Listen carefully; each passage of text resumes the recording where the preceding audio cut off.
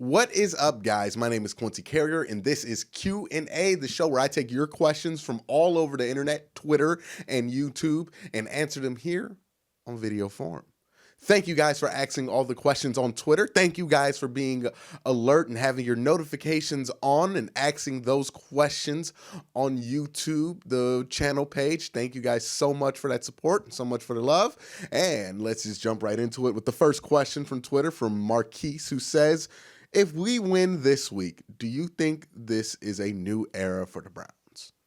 New era for the Browns. I think they got to win a couple games in a row and really turn this thing around so we can call it a new era. But I will say this would be a huge win, especially if they win it in a specific way, because the Patriots are just so good at everything that has plagued the Browns. The Browns, to win this game in Foxborough, will have to do everything they have not done well the entire season. Everything that has drove us crazy, they will have to do well. The turnovers, they'll have to cut down the penalties. Everything we've complained about for the last 2 months, they will have to correct in order for any success to happen in Foxborough. So if the Browns win that game, and presumably they win it playing how we think they're going to have to win it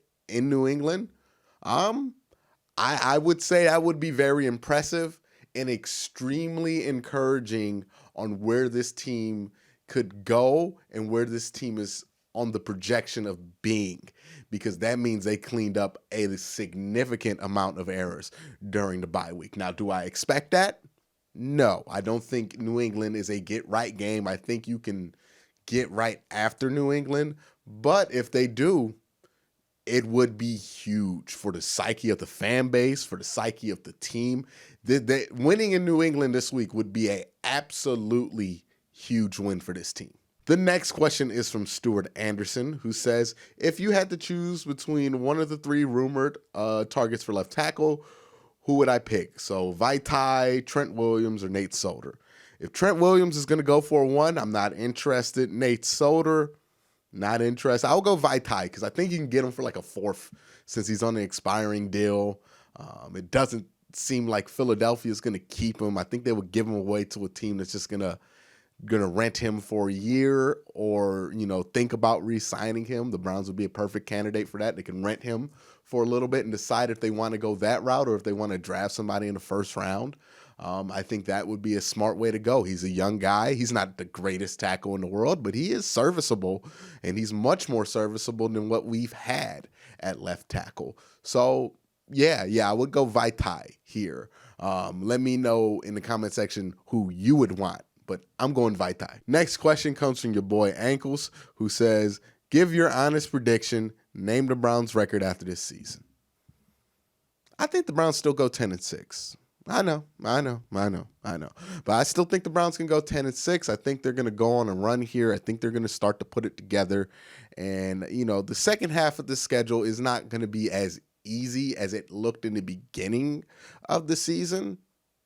But, I still think the Browns can do it. I think they're a good enough team. If they just get right offensively, they could string off an absurd amount of wins and really make a good push for this division and the playoffs. So yeah, I think the Browns can finish this season 10-6. The next question comes from J.A. Howard, who says, do you think Kareem Hunt is going to split carries with Nick Chubb, or will Chubb remain the bell cow?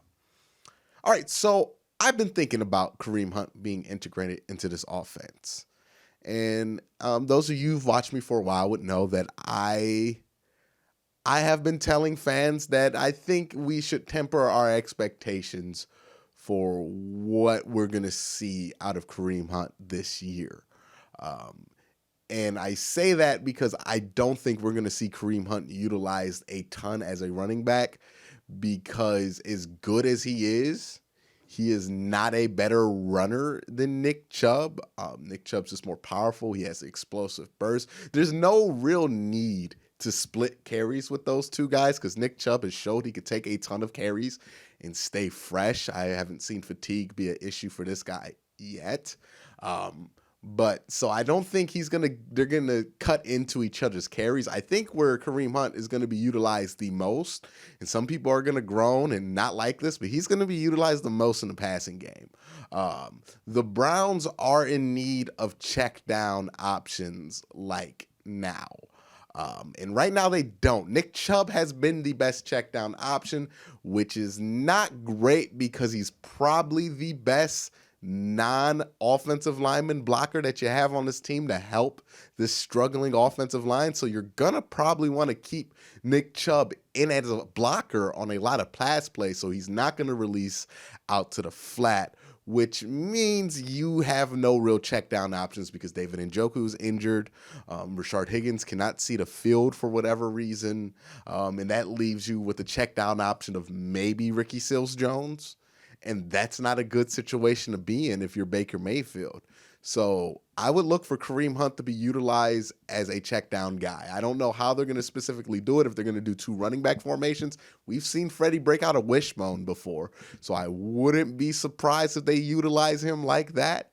But I would expect Kareem Hunt's impact to be felt in the passing game very similar to how the Browns have used Duke Johnson in the past.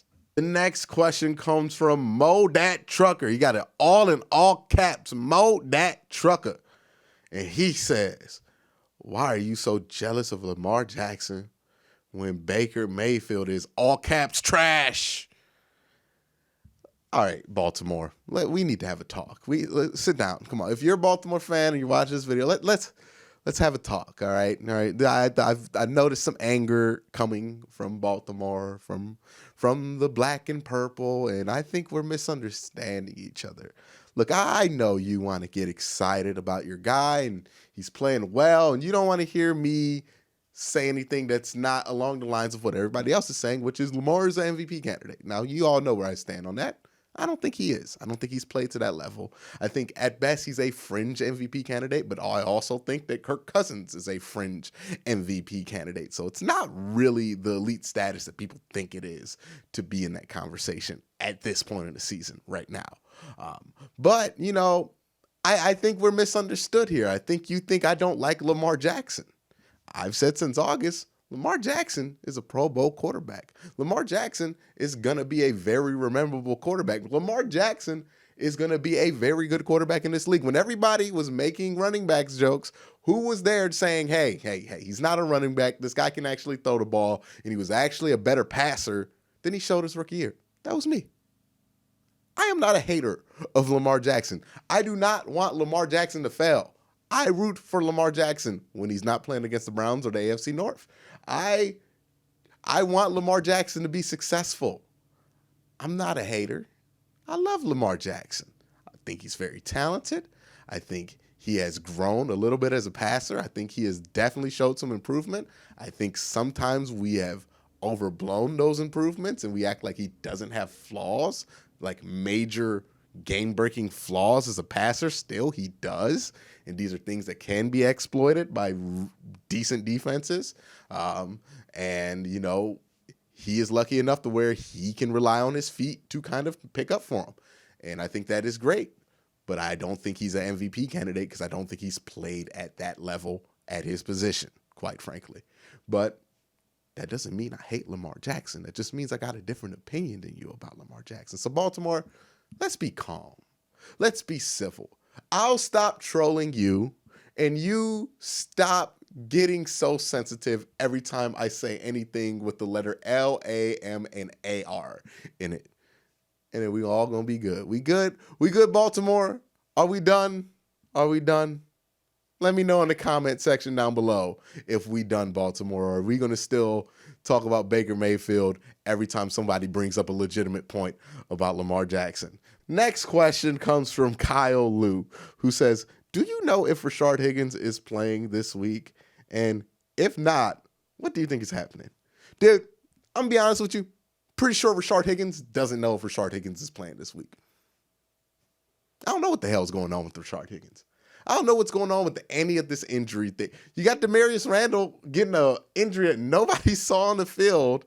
Again, I just don't. The injuries have been so weird. Myles Garrett is on the injury report with the knee in the middle of the week. I have never seen so many non-game injuries plague a team. Either this team is the most unlucky team in franchise history, or there's just something weird going on in Berea. And I mean, I hope Rashard Higgins plays. I think he can add a lot to this offense, and I think he is a piece that they're going to be able to use a little bit because he's a good run blocker as a wide receiver against New England this week. But, I have no idea. Don't know what's going on with that. Don't know. Don't even want to pretend to know. It's very weird going on, Berea. Next question is from the Catster. He says, what would it do for the Browns if they could somehow beat the Patriots? It would do a lot for the Browns if they could somehow beat the Patriots. And I want to take this question to talk about this matchup really quick because I'm going to do a preview later on. But I think that people are kind of discounting the Browns, saying like there's no chance the Browns are going to be able to win this game. And I get it. If you look at the obvious matchups, it looks bad. Baker Mayfield has 11 interceptions. The New England Patriots has the most interceptions. This New England Patriots team gets a lot of turnovers, and their secondary is really good. They do zero blitzes. It was a terrible matchup for Baker Mayfield. The single package he's the worst against. So, yeah, it does look like a bad matchup for this Browns offense.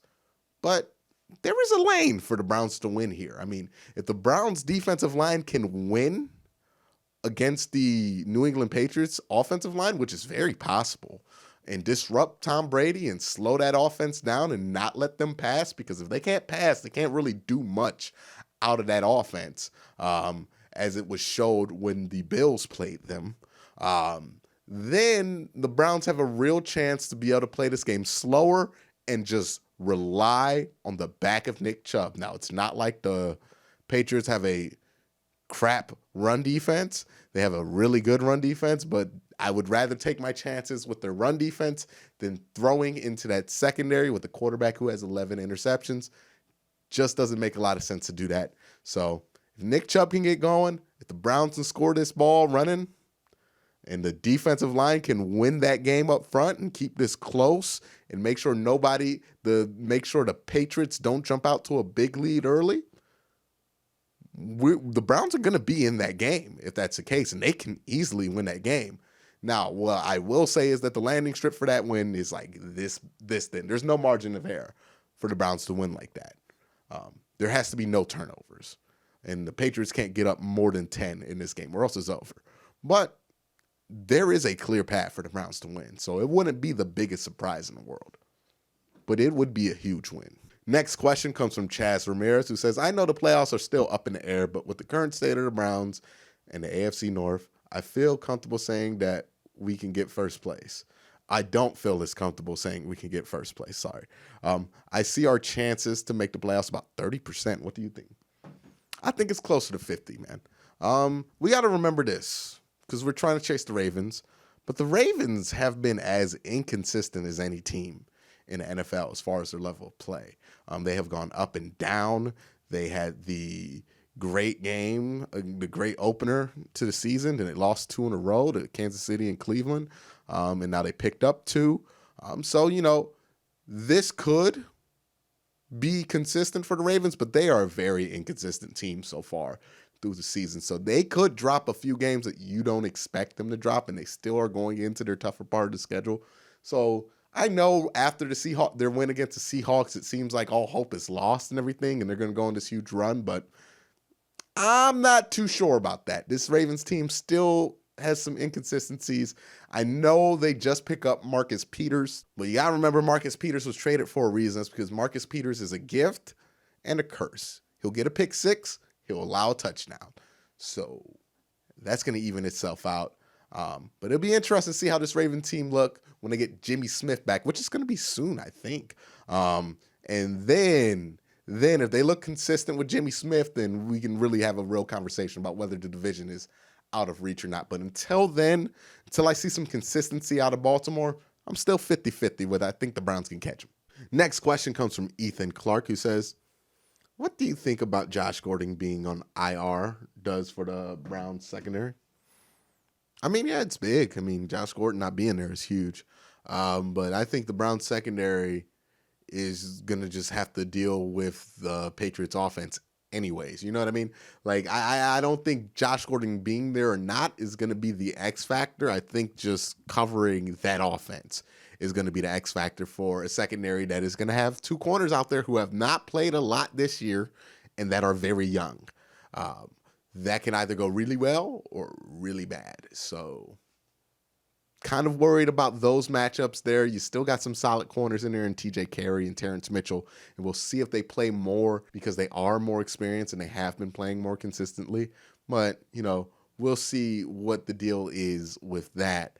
But I don't think Josh Gordon being there and not being there is the big difference maker it would have been in 2013 because he just has not been that dude in a while, honestly. But that is all the questions that I'm going to take today. Thank you guys for asking all the questions. And if you want to ask more questions, go on Twitter. I answer some there. So check that out. But thank you guys for asking all these questions. I really do appreciate it. Every week that you guys do it, the support is amazing. Thank you so much. But that is it for this week's Q&A. Thank you guys for watching. Have a great day. Have a good night.